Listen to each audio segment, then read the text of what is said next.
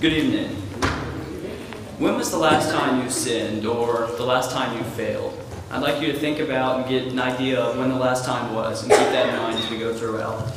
We'll start in Genesis 19 and we'll start in verse 15. I'm not going to read the whole passage because it's fairly long, but I'd like to summarize it. This is the story of Lot. Lot, for those of you who don't know, was one of Abraham's relatives. And he lived in a very wicked city called Sodom. And God had determined that he was going to destroy this city because of its wickedness. But Abraham made a deal with God, or God made a deal with Abraham, that he would save Lot and his family, since they were relatives of Abraham.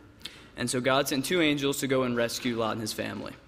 When they finally left, after much persistence, Lot's wife turned around and was turned to a pillar of salt. And they finally escaped to a small city called Zoar. So now let's look at some things we can take from this story. We'll start reading in verse 15 to see the first thing. As morning dawned, the angels urged Lot, saying, "Up, take your wife and your two daughters who are here, lest you be swept away in the punishment of the city." This verse tells us that, and remember to keep that sin in your head, God always gives you a way of escape. No matter how bad it was, no matter how bad it will be, he always gives you a way to escape. He's not going to leave you stranded. As Bill said, he won't leave you down. He's always going to give you a hole to get out of the box you're stuck in. And then I think 1 Corinthians 10:13 really emphasizes that point well. It says, "No temptation has overtaken you that is not common to man. God is faithful. He will not let you be tempted beyond your ability. But with the temptation, he will also provide the way of escape, that you may be able to endure it." I encourage you to take that way of escape, which he offers to us. Now let's go back to Genesis 19 and keep on reading in verse 16. Picking up in verse 16, it says, "But he lingered, so the men seized him and his wife and his two daughters by the hand, the Lord being merciful to him. And they brought him out and set him outside the city."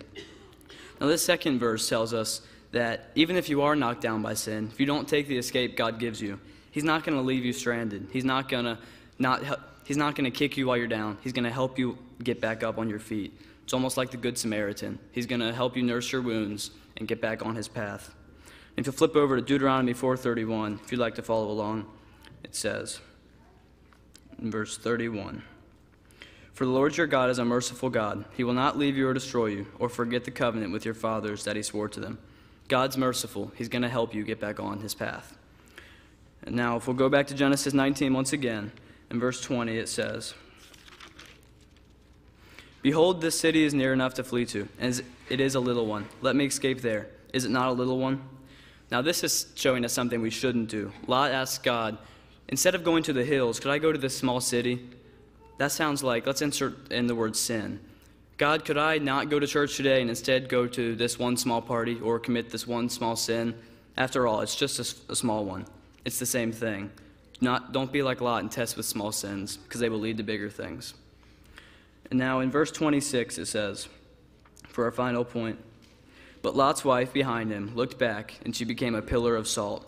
This is the most famous verse in this passage, and I think even though it's so concise, we can get the most out of it. This tells us once you get away from sin, once you finally escaped its grasp, never look back where you came from. Never look over your shoulder or wish you could go back there, because all that's back there for you is more destruction and more sin. And don't just slowly walk away, upset, grumbling.